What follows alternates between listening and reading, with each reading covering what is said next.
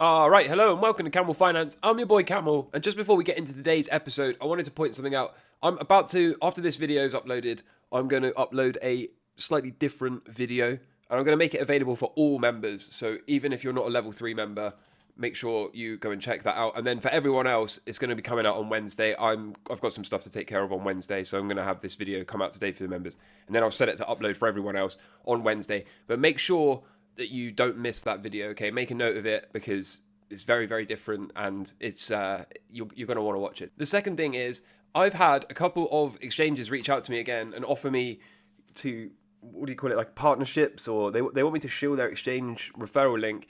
And first of all, no, I'm not interested, as I've said many times before. But I thought maybe you guys would be interested to know exactly what a crypto YouTuber is offered during one of these, okay? So it pretty much works like this. They will allow me to do a partnership with them. Then as a trader, when we get to the technical analysis section, I will pull up the exchange and say, yeah, this is the exchange I use, right? And if you want to sign up to this exchange, click the link in the description.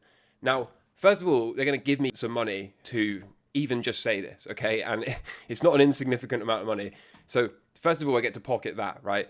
But also, assuming you were to click it and I was to lead you in there saying, hey guys, look at my S&P 500 trade, right? If you want to take a trade like this, then just copy my trades and go max leverage or whatever. Once you click that referral link and sign up and deposit your money, whether you make 1 or 100 trades, I get a percentage of every single one of your trades, right? Now, that is not to say you have to win for me to profit.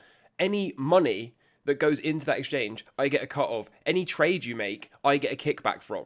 So I could actually make quite a lot of money here without having to even trade myself, right? If I can just encourage you and herd a few of you guys to deposit your hard-earned Bitcoin and money onto these exchanges and then leverage trade it, I can just sit back and collect the fees, right, as a YouTuber. Now, obviously, I'm not interested in this, as I've said a bunch of times, but I thought that was pretty interesting, that it's not just a kickback like a normal referral link, right? Like, there's one for a VPN and a Trezor in the description to these videos, and if you click that, I get like a few pennies in a kickback if you get a VPN or a Trezor, which I have no problem with, because if you're going to be in crypto, you should have a VPN, and you know, I can personally vouch for Trezor. I've used them before. So it is what it is. I have no problem there. And like I said, if you did click one of those, I'll get a few pennies as a kickback. But that's where it ends. But it blew my mind that not only are they going to give me cash, right, for this exchange referral link, not only when you click that link do I get more cash, but then I get a cut from every trade you make. But I thought that was absolutely wild. But it kind of makes sense now when you watch other YouTube channels and they have to spend at least 5 minutes at the start and at the end telling you and encouraging you to click their referral links to exchanges and sign up, right? Because that's pretty wild that I can just sit back and slurp your fees as you gamble and I take no risk. So anyway, I hope you found that interesting. I kind of blew my mind. I can't really believe the scammery of this industry. But let's move on to brighter pastures. Tortellini Milkshake here said, can you put my pinned tweet into your next video, explain why you don't do options? So yeah, now this is not picking on this guy, of course, you know, this has been a request. So options trading marathon, right? Look at the gains, $35,000 gains, pretty wild. But I personally have never used options, and I don't know if this is even true, right? Maybe what you should have done is drawn a trend line like this and exited your position here. Maybe then you would have been able to lock in the bulk of these. But the reason I don't like options, the reason I've always stayed away from them, is trading is hard enough, right? It's hard enough to be disciplined. It's hard enough to size your trades. It's hard enough to stick to the plan as it is. But with options, there's so many other variables, including a time element. Trading is hard enough, right? It's hard enough to keep your losses appropriately sized so that if you're stopped out, you don't take huge chunks out of your account. But options, remember, they can become worthless, right? Stuff has to really go wrong. Like my broker has to have an internal error. The stock has to go bankrupt overnight for me to actually have my investment go to zero. My trading position, like for the S&P 500, right? I honestly don't believe there's a scenario where this position goes to zero. What would have to happen for, instead of me to get stopped, this to be gapped down on all the way to zero, right? So I can't lose 100% of my money. I can only ever lose the predefined risk for one of these stop losses. But this is why I don't like options, right? If you don't get the timing right, then you can go from these huge profits to zero. So I personally don't like options, and this is one of the reasons why like I said, maybe there's a lesson to be learned here. I don't know how options work, but maybe you could have sold this trend line break and locked in a bunch of profit, and then you would have been laughing all the way to the bank. But anyway, tortellini, brother, we've all been there.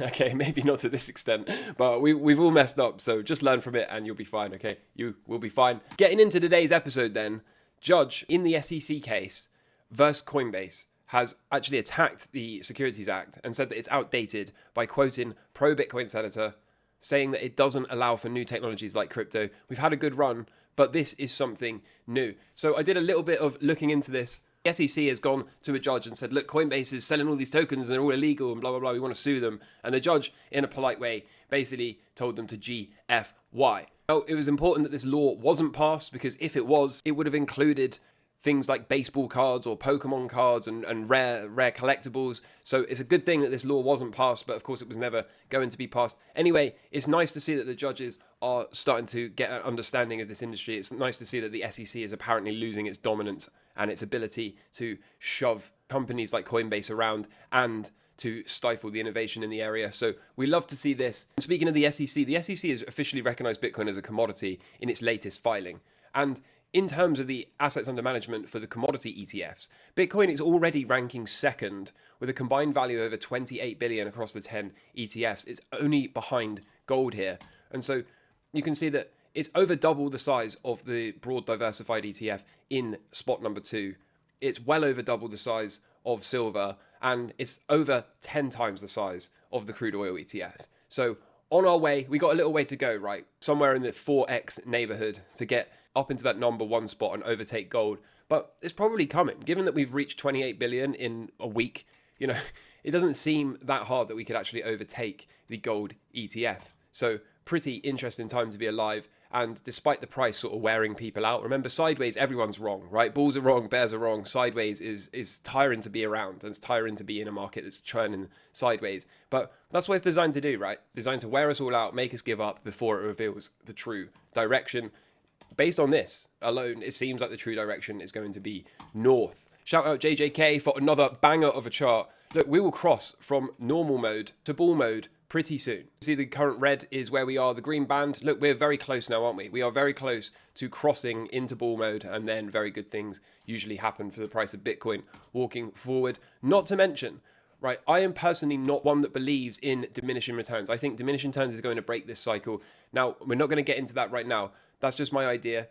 But let's assume I'm wrong. Let's assume I'm flat wrong about that. And let's assume diminishing returns, right? We go from 12,500% to 4,400 to 1,600 to 400%. Okay, so let's just assume we only do the 4x in line with this diminishing returns theory. That still puts us at a top of $162,000 this cycle, assuming that this plays out. And I actually think we're not going to get that. I think what we're going to get is a much higher number that's going to be somewhere between this and this. So who knows how high this thing could actually go. Like I said, if you assume I'm flat wrong about this and diminishing returns is a real thing, then even at 400% in line with the diminishing returns idea, we are still going an awful lot higher. And over in traditional finance, we're getting close to a bottom most probably, right? We've got oversold breadth momentum for the McClellan oscillator, and you can see we're approaching levels that we haven't seen since the late summer 2023 correction. So get down to around minus 70, and usually that is where you want to be backing up the truck and loading up on equities.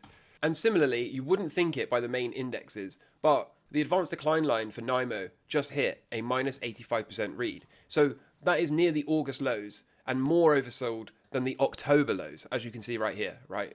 That is below those October lows and pretty near the August lows. So again, we're probably getting in that neighborhood now where we can see a reversal and a recovery. And of course, usually that means stocks get pretty bullish pretty quickly. I also wanted to point this out. Okay, look, it's not just me that's spotting this now. Inflation via Trueflation looks like it wants to roll over again. Could we break under 2% soon? And of course, you know the answer, right? I think most probably we do indeed break it below 2.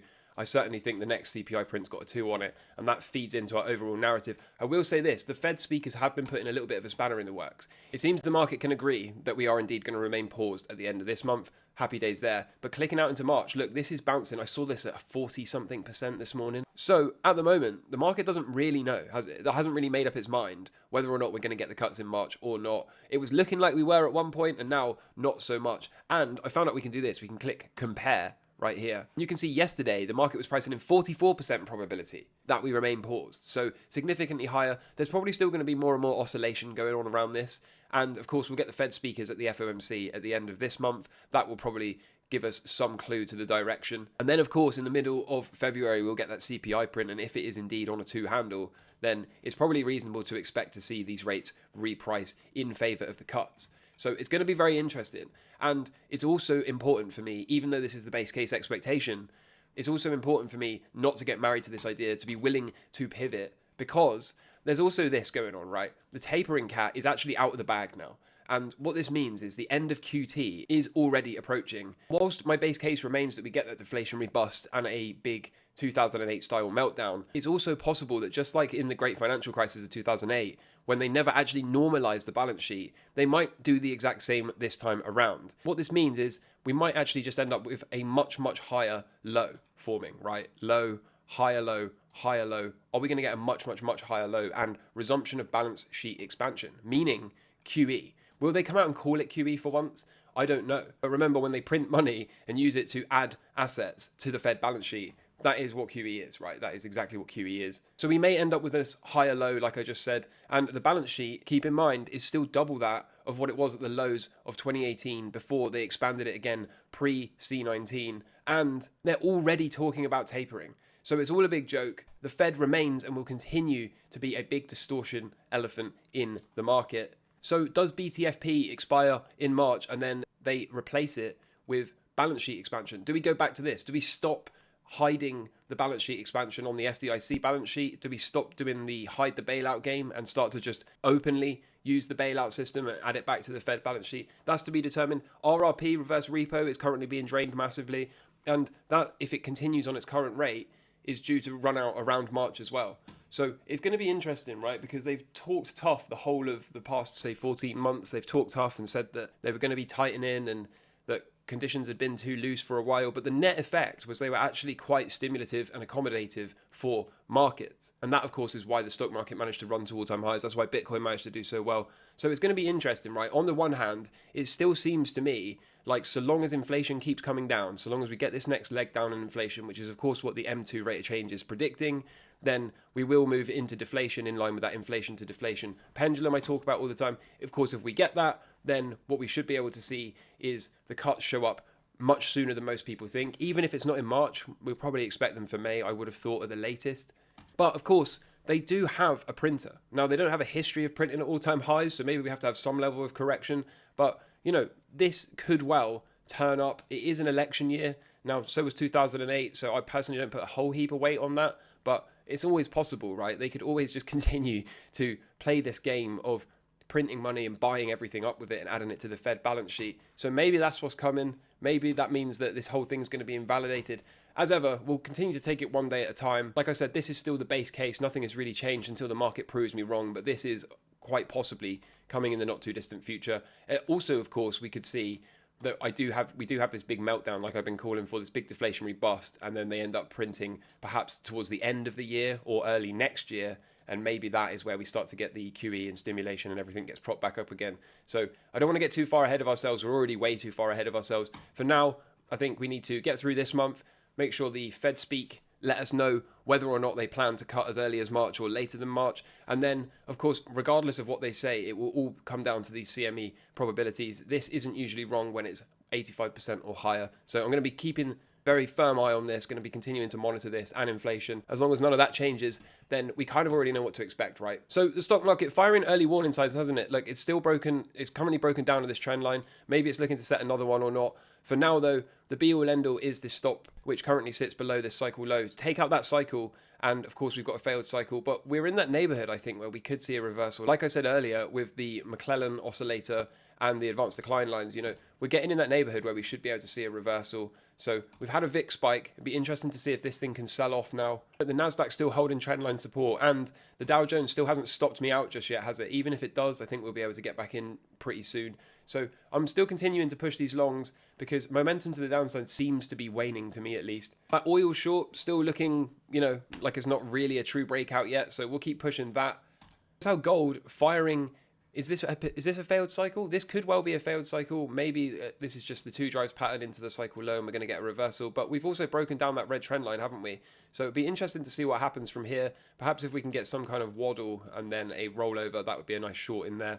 But one day at a time as always. For now though, the yellow squiggle more or less in play, I think. No real change out of Bitcoin. Still kind of working on this Dalai Lama, isn't it? Almost, but hasn't really done it yet. So it'd be interesting to see if we can do that. No changes though, right? Above the low, then the thing is still bullish, whether people want to admit it or not. And the DXY, you know, is this going to continue to follow through? Are we going to confirm this 3-year cycle low? Or could my yellow squiggle actually come to fruition? Could we maybe roll over one last time, print one more failed weekly cycle, and then confirm our cycle low down here? That's to be determined. For now, though, the market is speaking, and it's trying to tell us that it wants to confirm this. So until it breaks down, right, until we lose this, then unfortunately, it is what it is. Downside momentum in the crypto-related equities seems to be waning. Now, I know, as we talked about at the start with the marathon, and a bunch of people got wrecked, right? A bunch of people probably bought 31 for marathon and are now down 40-odd%, right?